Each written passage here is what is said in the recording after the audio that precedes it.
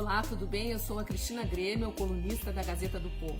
Trago para cá hoje algumas reflexões que acredito não só eu vi, mas como pouca gente está falando, merecem ser destacadas. São fatos da última semana que mostram para mim claramente a intenção de pessoas que querem ver o Brasil no buraco, só para dizer que o governo é ruim, que os eleitores do presidente estavam errados e que certa é a corrente política contrária ou a ideologia contrária. Eu não estou dizendo que o governo não merece críticas, porque merece e muitas, mas há leviandade por trás de vários dos ataques e ações que vêm sendo registradas.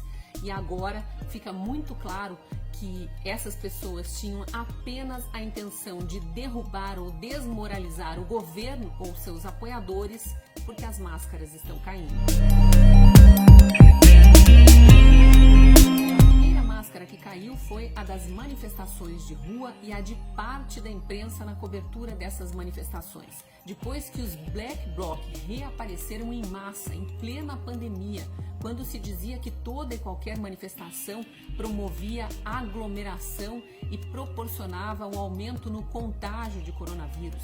E isso deixou de ser mencionado quando os Black Blocs começaram a ser chamados de pró-democracia, ainda que estivessem promovendo baderna, brigas, depredação, vandalismo. Ficou clara a intenção de cada grupo desses que fazem manifestações e de como se noticia as intenções e o que realmente acontece nessas manifestações. A segunda máscara que caiu foi a dos verdadeiros fascistas antidemocráticos que não prezam pela liberdade de expressão, pelo debate de ideias e pela verdade. Enaltecem apenas as suas próprias narrativas e quem embarca nelas. E aqui eu estou mencionando o caso específico do linchamento virtual que foi feito com a ex-jogadora de vôlei Ana Paula Henkel, medalhista olímpica pelo Brasil nas Olimpíadas de Atlanta, ela que hoje mora nos Estados Unidos e que trouxe no Twitter uma série de informações levantadas pelo Departamento de Justiça americano sobre a situação dos negros no Brasil. Eu entrevistei a Ana Paula essa semana, publiquei aqui na coluna, você pode ver essa entrevista, procurar pela entrevista e assistir a entrevista completa, mas eu queria só relembrar alguns detalhes. Essas estatísticas do Departamento de Justiça americano mostraram que a população negra nos Estados Unidos é bem menor que a branca, mas se envolve muito mais em crimes e que ainda assim há menos mortos pela polícia entre os negros do que entre os brancos. Pois pinçaram um pedaço dessas estatísticas lá do tweet da Ana Paula para dizer que ela era racista e que estava propagando ódio contra os negros. Você pode tirar suas próprias conclusões de quem estava usando máscara nesse caso. Outra máscara que caiu foi a da maior informante da CPMI das fake news, a deputada federal Joyce Hasselman, que já foi apoiadora do governo, líder do governo no Congresso, foi aliás eleita na onda do bolsonarismo e depois que perdeu o poder, virou a maior inimiga do governo, pois ela tinha dito em depoimento à CPMI que havia um gabinete do ódio instalado no Palácio do Planalto.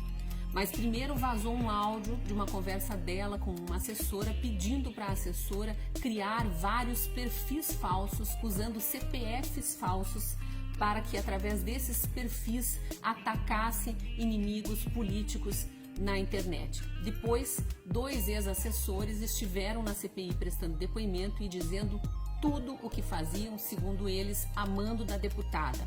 Criação, edição de vídeos deturpando falas de pessoas, criação de memes para denegrir pessoas, para ridicularizar opositores e também publicação de notícias falsas sobre as pessoas com as quais ela não concordava. Dá para dizer que caiu uma máscara da própria CPMI das fake news e não só porque ela estava embasada principalmente no depoimento da deputada Joyce Hasselman.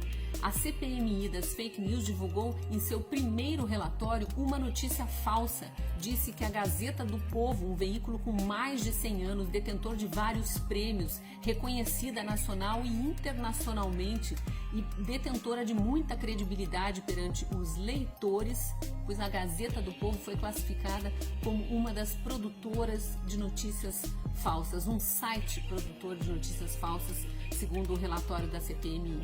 E quando o departamento jurídico da Gazeta exigiu que a CPMI explicasse por que havia feito isso, a própria relatora, a deputada Lídice da Mata, do PSB da Bahia, disse que o nome da Gazeta entrou na lista depois que 6 agências de checagem encontraram notícias falsas no jornal em determinado período analisado.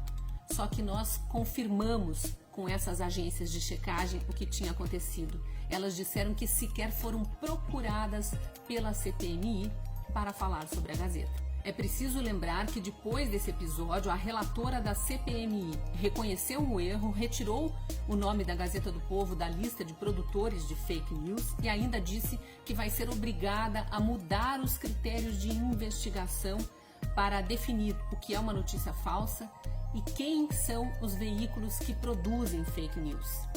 Se há um lado bom nisso, é que foi um tiro no pé também do Congresso, que anda discutindo uma lei para definir o que é notícia falsa. Cabe a nós, sociedade, questionar se é do legislativo essa premissa. Os parlamentares têm condições, depois disso tudo que aconteceu, de dizer para a sociedade o que é notícia falsa e quem pode produzir notícias no Brasil? Por fim, não tem como não falar da máscara que tiraram dos inimigos da hidroxicloroquina, depois que parte daqueles cientistas, os que mais ganharam notoriedade no combate ao uso do remédio, pediram para que seus nomes fossem retirados da pesquisa da Lancet, porque havia erros, grandes erros nessa pesquisa, e que a própria OMS se viu obrigada a reconhecer que novos estudos serão feitos e que esse remédio pode sim ser eficaz no combate à doença. Ficou fraca a argumentação de que estão errados os vários governos, inclusive o brasileiro, que adotaram como protocolo o uso da hidroxicloroquina logo nos primeiros sintomas da doença. Para encerrar, eu leio uma postagem feita por um colega jornalista com quem eu trabalhei e que eu respeito muito, o Luiz Ernesto Lacombe, hoje apresentador do programa aqui na Band, lá no Twitter, no dia 7 de junho, Dia Nacional da Liberdade de Imprensa. Ele escreveu, abre aspas, fascistas contra o fascismo, racistas contra o racismo, cientistas contra a ciência, produtor de fake news contra fake news. A lista de hipócritas, mentirosos, dissimuladores, egoístas, oportunistas é enorme. Fecha aspas. E eu complemento. As máscaras estão caindo. Se você gostou desse vídeo, curta, comente e compartilhe. Nos vemos no próximo vídeo. Até lá!